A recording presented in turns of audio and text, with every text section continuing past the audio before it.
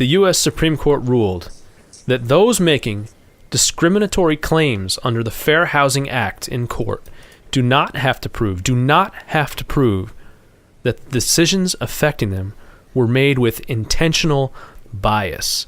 Basically, what that means is under fair housing, this is having to do with redlining and segregating communities, and basically when and where Section 8 and affordable and low-income housing are just placed into communities, they don't have to prove that whoever plans out the city plan was intentionally redlining or intentionally segregating people. They can take years later the effect of, oh, hey, here's an entire section of poor people that are all black and brown, and hey, over here is a nice white. So they can say that because that was just how it shook out, they can still sue as if it was intentionally done.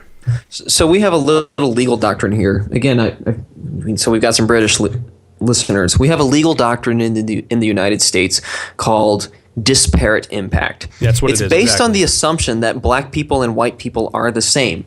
That we are intrinsically, not just say morally equal or equal under the law, but that we're actually the same. And therefore, all statistical differences between us are due to discrimination and unfair behavior on the part of whites. So disparate impact, it says, so we have some laws banning racism, especially the 1964 Civil Rights Act, that makes it illegal for private companies to discriminate on the basis of race. Disparate impact says that just any kind of like a policy or behavior or activity that disparately affects black people is discriminatory. Yes. Is inherently discriminatory. So Seventh Son brought up redlining. Redlining, there's actually no such thing. Yeah, what redlining is that if you draw a map of where banks give the best rates and the best mortgages to, and who those people are, well, by golly, they're almost entirely in white neighborhoods. Now, of course, this is because white people tend to have better credit. They tend to have steady jobs. They tend to not have criminal records. We just are overall much better people to lend money to.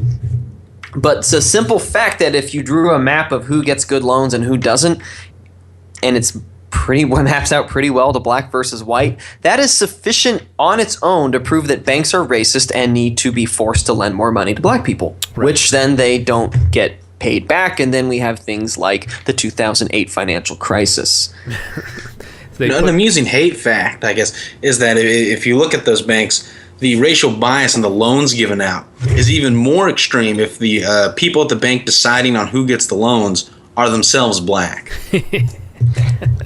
They know the drill. Yeah. They know the drill. They know their own stereotype all too well. They know that it doesn't spring up out of nothing, So, Mr. Last, do you know how it shakes out if they're Jewish? I do not, sadly.